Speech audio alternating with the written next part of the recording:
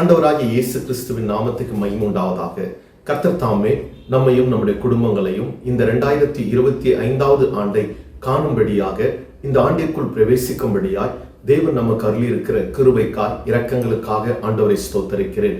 இந்த 2025வது ஆண்டிலும் கர்த்தர் உங்களையும் உங்கள் குடும்பத்தையும் ஏசாயா 58:11 என்ற வாக்குத்தத்த வார்த்தையின்படியே நான் நித்தம் உங்களை நடத்தி மகாபரட்சியான காலங்களிலும் வற்றாத நீரூற்றை போல இருக்க செய்வேன் என்று சொன்னவர் இந்த ஆண்டும் ஒவ்வொரு நாளும் ஒவ்வொரு மாதமும் கர்த்தர் நடத்துவாராக.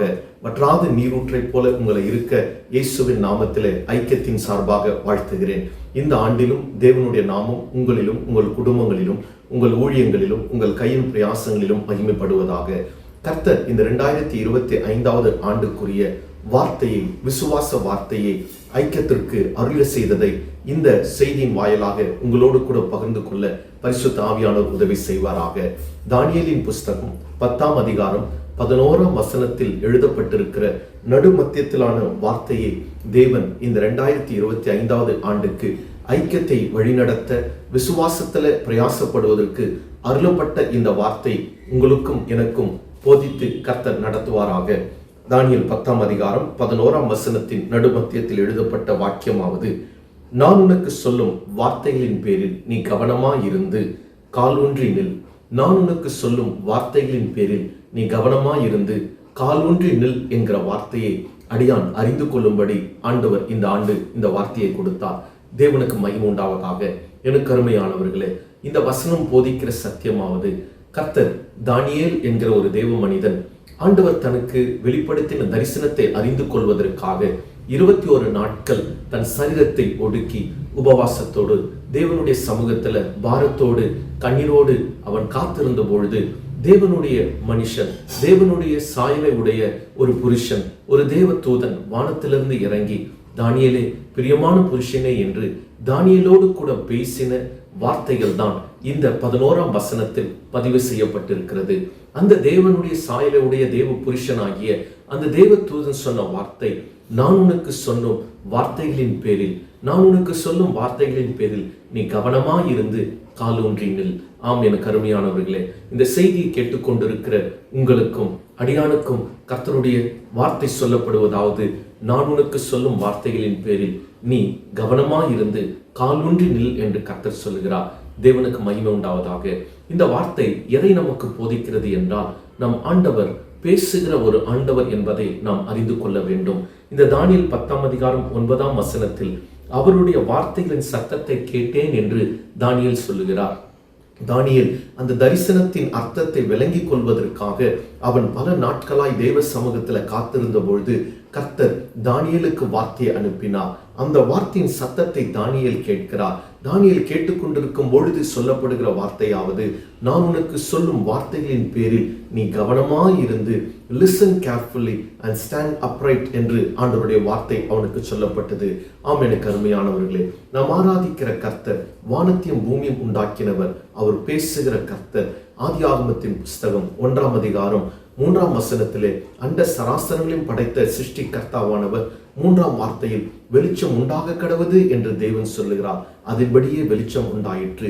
படைப்பின் தொடக்கம் முதல் இந்த வெளிப்படுத்தின விசேஷத்தினுடைய கடைசி வரைக்கும் ஆண்டவர் பேசுகிற ஆண்டவர் என்பதை வேத வசனத்தை வாசிக்கிற, இந்த வேத வார்த்தையை விசுவாசிக்கிற விசுவாசிகளாகிய நமக்கு நாம் ஆராதிக்கிற கர்த்தர் பேசுகிற ஆண்டவர் என்பதை நமக்கு போதித்திருக்கிறது.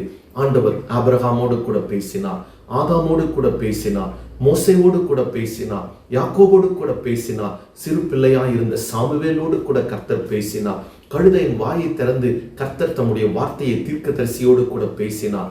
இன்னும் அநேக காரியங்களிலே அநேக மனிதர்களோடு கூட, தேவனுடைய தாசர்களோடு கூட, தேவ ஜனங்களோடு கூட கர்த்தர் பேசினதாக வேதாகம புஸ்தகம் முழுவதும் நமக்கு பதிவு செய்யப்பட்டிருக்கிறது. வேத வாக்கியங்களின் மூலமாக மாத்திரம் அல்ல, இன்றைக்கும் தேவன் அநேக மனிதர்களுடைய வாழ்க்கையில் பேசுகிற ஒரு ஆண்டவராக இருக்கிறார். மோசே தேவ சமூகத்துல தன்னை ஒரு திக்குவாய் மந்த நாவுடையவன் என்று சொன்னபோது, நான் தான் வாயை உண்டாக்குறவர், பேசுகிற வாயும் காண்கிற கண்ணையும் கேட்கிற காதையும் உண்டாக்கினவர் என்று சொன்னவர். அவர் கண்ணை உண்டாக்கினவர் மாத்திரமல்ல, அவர் காண்கிறவர். வாயை உண்டாக்கினவர் மாத்திரமல்ல, அவர் பேசுகிறவர். இன்றைக்கு அநேக தெய்வங்கள் உண்டு என்று மனிதர்கள் நம்புகிறார்கள். அவைகள் வாயிருந்தும் பேசாமல் இருக்கிறவைகளாய் இருக்கிறது. ஆனால் நீங்களும் நானும் ஆராதிக்கிற கர்த்தர் அவர் பேசுகிற கர்த்தர். தானியேலோடு கூட பேசினவர் நம்மோடு கூட பேசுகிற ஆண்டவர் இந்த செய்தியின் வாயிலாய் உங்களோடு கூட பேசுவாராக. இந்த கர்த்தர் தாமே சொல்லுகிறதாவது, நான் சொல்லும் வார்த்தைகளின் பேரில் நீ கவனமாய் இருந்து காலூன்றி நில் என்று கர்த்தர் சொல்லுகிறார். ஆம், எனக்கு அருமையான சகோதரனே சகோதரியே, இன்றைக்கு அநேக ஜனங்களுடைய வாழ்க்கையில் சரியான ஆலோசனையின் வார்த்தை இல்லாமல், சரியான வழிநடத்தக்கூடிய வார்த்தை இல்லாமல், தன் சரியான பாதையில செல்லக்கூடிய வார்த்தைகள் கொடுக்கப்படாமல் இருக்கிறபடியினால் தான் வார்த்தையை பெற்றுக்கொள்ளாதவர்கள், வார்த்தையின் ஆலோசனை அறிந்து கொள்ளாதவர்கள் இன்றைக்கு சீரழிந்து போகிற சமுதாயத்தின் சூழ்நிலையை நாம் பார்க்க முடிகிறது. ஆண்டவர் சங்கீதங்களின் புஸ்தகம் 32ஆம் அதிகாரம் 8ஆம் வசனத்தில் கர்த்தருடைய வசனம் சொல்லப்படுகிறது. நான் உனக்கு போதித்து நீ நடக்க வேண்டிய வழியை உனக்கு காட்டுவேன், உன்மேல் என் கண்ணை வைத்து உனக்கு ஆலோசனை சொல்லுவேன் என்று கர்த்தர் சொன்னார். ஆம், நம் ஆண்டவர் ஆலோசனை சொல்லுகிறவர், போதிக்கிறவர், வழி இதுவே என்று சொல்லி நமக்கு வழி காட்டுகிறவர். இந்த 2025ஆவது ஆண்டிலும் கர்த்தர் உங்களோடு கூட பேசுவாராக. கர்த்தருடைய வார்த்தையை நீங்கள் அறிந்து கொள்ளும்படி கிருபை செய்வாராக. வழி எது என்பதை உங்களுக்கு போதிப்பராக. வழி தெரியாமல், திசை தெரியாமல் இருப்பீர்களானால், அடுத்து என்ன செய்வது என்று புரியாமல் இருப்பீர்களானால், கர்த்தர் தம்முடைய வார்த்தையை அனுப்புகிறவராய் இருக்கிறார். அவர் வார்த்தையை அனுப்பி உங்களை குணமாக்குகிறவர், வார்த்தையை அனுப்பி வழிநடத்துகிறவர், வார்த்தையை அனுப்பி ஆசீர்வதிக்கிறவர். அவர் வசனம் பனி போல் இறங்குகிறது என்று வேதம் சொல்லுகிறது. அவர் வார்த்தையினாலே நம்மை வழிநடத்துகிற ஒரு வார்த்தையின் வல்லமையுடைய ஆண்டவராய் இருக்கிறார். வசனம் சொல்லப்பட்டிருக்கிறது, அவர் வாக்குத்தத்தங்களின் தேவனாய் இருக்கிறார். வார்த்தையின்படியே வழி நடத்துகிற, ஆசீர்வதிக்கிற, வாழ வைக்கிற ஒரு ஆண்டவர் இந்த 2025ஆவது ஆண்டிலும் தம்முடைய வார்த்தையின்படியே உங்களை வழி நடத்துவாராக. ஆம், எனக்கு அருமையானவர்களே, ஆதியாகமத்தின் புஸ்தகம் 28ஆம் அதிகாரத்தில் யாக்கோபு என்கிற ஒரு மனிதனை குறித்து ஒரு சரித்திர சம்பவம் இங்கே பதிவு செய்யப்பட்டிருக்கிறது. தன் தாய் தகப்பனை விட்டு அந்த யாக்கோபு அவன் தனித்தவனாய், அவன் பயந்து வனாந்தரத்தின் வழியாக ஓடிக்கொண்டிருந்த பொழுது ஒரு இரவிலே அவன் படுத்து நித்திரை செய்து கொண்டிருக்கிறான். அப்பொழுது அந்த சொப்பனத்திலே, தரிசனத்திலே தேவன் அவனுக்கு தன்னை வெளிப்படுத்தி ஏதோ ஒரு காட்சியை மாத்திரம் கொடுத்து போகவில்லை.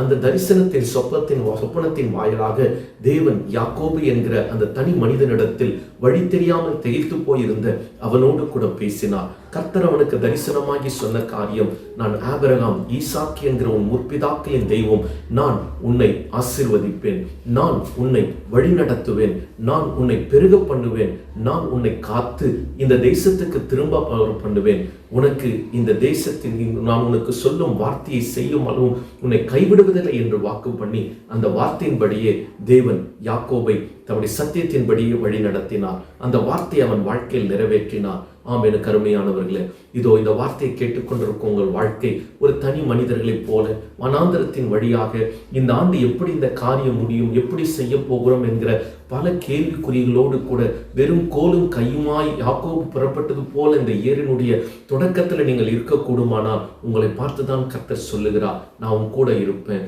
உன்னை காப்பேன், உன்னை திரும்ப வர பண்ணுவேன், உன்னை பெருக பண்ணுவேன், நான் உனக்கு சொன்னதை செய்யும் அளவும் கைவிட மாட்டேன் என்று சொல்லுகிற, பேசுகிற ஒரு ஆண்டவரை நீங்கள் ஆராதிக்கிறீர்கள். அந்த யாக்கோபின் தேவன் இந்த ஆண்டு உங்கள் வாழ்க்கையிலும் அந்த பெரிய காரியங்களை செய்வாராக. தானியேலின் புஸ்தகம் இந்த 10-11ஆம் வசனத்தின் வார்த்தையாவது, நான் உனக்கு சொல்லும் வார்த்தைகளின் பேரில் நீ கவனமாயிரு. ஆண்டவர் பேசுகிறவர் தான், ஆனால் அவர் வார்த்தையை நாம் கவனமா கேட்கிறோமா? இன்னைக்கு அநேகர் எத்தனையோ வாக்குத்தத்தங்களை குறித்து வைத்துக் கொள்ளுகிறோம், அநேக வார்த்தைகளை ஒரு டைரியில எழுதி வைத்துக் கொள்ளுகிறோம். ஆனால் அந்த வருடத்தின் கடைசிக்குள்ள அந்த வாக்குத்தத்தமே மறந்து போய் விடுகிறார்கள். அந்த வார்த்தையில் ஆண்டவர் என்ன சொன்னார் என்பதை தியானிக்க மறந்து விடுகிறார்கள். அந்த வார்த்தை குறித்து கவனம் இல்லாமல் இருக்கிறார்கள். யோசுவாவின் புஸ்தகம் 1ஆம் அதிகாரம் 8ஆம் வசனத்தில் இஸ்ரவேல் ஜனங்களை வழிநடத்தின ஆண்டவர் மோசேக்கு பிற்பாடு இனி எப்படி இந்த பிரயாணத்தை நாம கடந்து போகிறோமோ என்று கலக்கத்தோடு இருந்தவர்கள் மத்தியில் யோசுவா என்கிற ஒரு மனிதனை தேவன் எழும்ப பண்ணி யோசுவா 1:8 ஆண்டவர் சொல்லுகிறார், இந்த நியாயப்பிரமாணத்தின் புஸ்தகம் உன் வாயை விட்டு பிரியாதபடிக்கு இதை செய்யும்படியெல்லாம் நீ கவனமாயிரு, அப்பொழுது நீ புத்திமானாய் நடந்து கொள்வாய். ஆம், எனக்கு அருமையானவர்களே, ஆண்டவருடைய வார்த்தைகளிலே நாம் கவனமாய் இருக்கிறோமா? ஆண்டவர் கொடுத்த வாக்குத்தத்தங்களின் மீது நாம் கவனத்தை செலுத்துகிறோமா? அந்த வார்த்தையை அனுதினமும் தியானிக்கிறோமா? அறிக்கை செய்கிறோமா? அதை விசுவாசிக்கிறோமா? இல்லை ஏதோ சாதாரணமாய் அந்த வார்த்தையை நாம் அப்புறப்படுத்தி விட்டு போய்விடுகிற ஒரு வாழ்க்கையில் வாழுகிறோமா? இல்லை, இந்த ஆண்டு முழுவதும் கர்த்தர் அருளுகிற ஒவ்வொரு வார்த்தைகளிலும் நீங்கள் விசுவாசத்தோடு கூட அந்த வார்த்தையை நம்பி அந்த வார்த்தையை அறிக்கை செய்து உங்களோடு கூட பேசுகிற ஆண்டவருடைய வார்த்தையை நீங்கள் அசட்டை பண்ணுவீர்களானால் பேசுகிற தெய்வத்தை அசட்டை பண்ணுவதற்கு அது இணையாகிவிடும். ஆகியபடினால் தேவனுடைய வார்த்தையின் மீது நீங்கள் கவனமாக இருந்து கால் ஊன்றி நில் என்று சொல்லுகிறார். இந்த பக்கம் அந்த பக்கம் மாறி மாறி வாழுற வாழ்க்கை வாழாத. ஏதோ மனுஷங்க ஏதேதோ வார்த்தையை சொல்லுவாங்க, அந்த வார்த்தையெல்லாம் கேட்டு விசுவாச வாழ்க்கையை விட்டு விலகி போயிடாத. எடுத்த தீர்மானத்தை விட்டு விலகி போயிடாத. ஆண்டவர் ஏற்கனவே உனக்கு கொடுத்த வார்த்தை இதுவரைக்கும் நிறைவேறாமல் இருக்கலாம். அது நிமித்தம் நீ வழி விலகி போயிடாத. கால் ஊன்றி இன்னும் நில்.